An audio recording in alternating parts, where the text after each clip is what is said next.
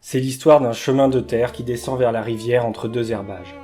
Un sentier emprunté depuis l'époque gallo-romaine, creusé par les siècles et les pas de ses arpenteurs. À quelques centaines de mètres de la maison de mes parents. Gamin, j'y ai pris des tôles à vélo et ado, j'y ai bu mes premiers packs de bière avec mon meilleur pote de l'époque. Un pack de 10 qu'on allait chercher à vélo au village d'à côté et qu'on se partageait à deux certains samedis. On s'asseyait sur un arbre mort qui nous servait de banc et on causait en regardant la rivière et ses tumultes. Mais vous devez vous douter que si je vous cause de ça, c'est pas pour évoquer mes souvenirs. Un matin, les tractopelles sont arrivés, saignant la terre de leurs godets. On fait rouler des engins de 15 ou 20 tonnes dans un chemin trop étroit pour un fiacre. On décaisse sur 40 cm. Bon, les vers de terre, les insectes et la vie qui habite cette couche de terre, on n'en a rien à carrer, bien sûr. Mais ça leur viendrait même pas à l'esprit. C'est sûrement moi qui suis pas normal. Mais ça m'arrive régulièrement de penser aux souffrances du jeune Werther de Goethe quand je marche. À un moment de sa déprime, ce cher Werther sort ces mots. La plus innocente promenade coûte la vie à 1000 pauvres insectes. Un seul de tes pas détruit le pénible ouvrage des fourmis et foule un petit monde dans le tombeau.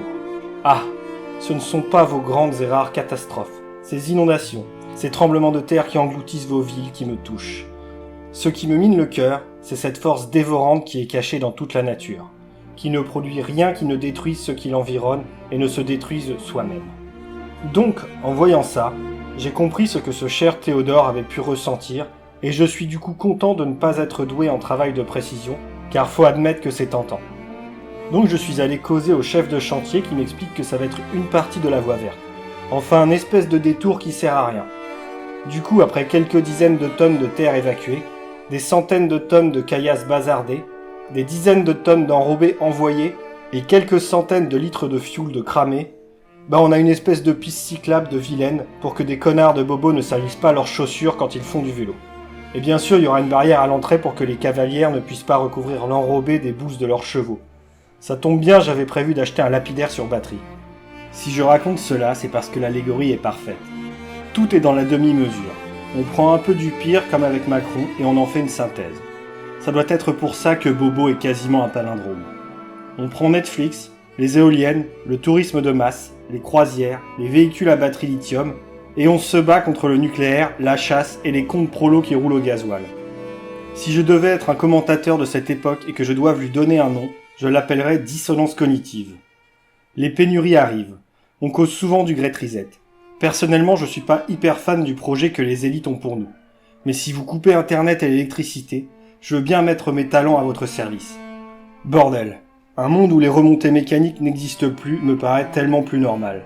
Je sais pas, quand on part faire du ski, pour avoir le mérite de faire une descente, faut être capable de faire une montée. Se faire traîner le cul par des engrenages, c'est assez vulgaire.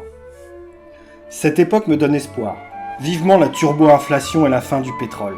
Aller vendre ses produits en charrette, connaître ses voisins, ne plus avoir assez de temps libre pour se questionner sur son identité de genre, se servir de son pouce pour autre chose que rafraîchir son fil d'actualité, voir des gamines lire des livres plutôt que de prendre des selfies.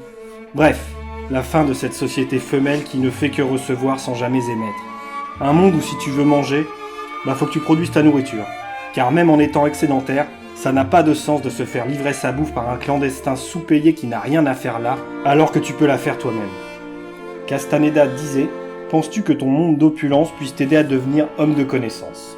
J'y souscris totalement. Ce monde d'opulence fait des hommes des sous-hommes et exalte chez les femmes les pires de leurs traits. On baffre tous les jours comme si c'était dimanche. Consomme comme si c'était un but en soi. Je rêve d'un futur où on n'abat pas les arbres pour imprimer Télé 7 jours. Où le fétichisme de la marchandise n'est plus qu'un souvenir abstrait. On va s'arrêter là. J'entends Morphée qui arrive.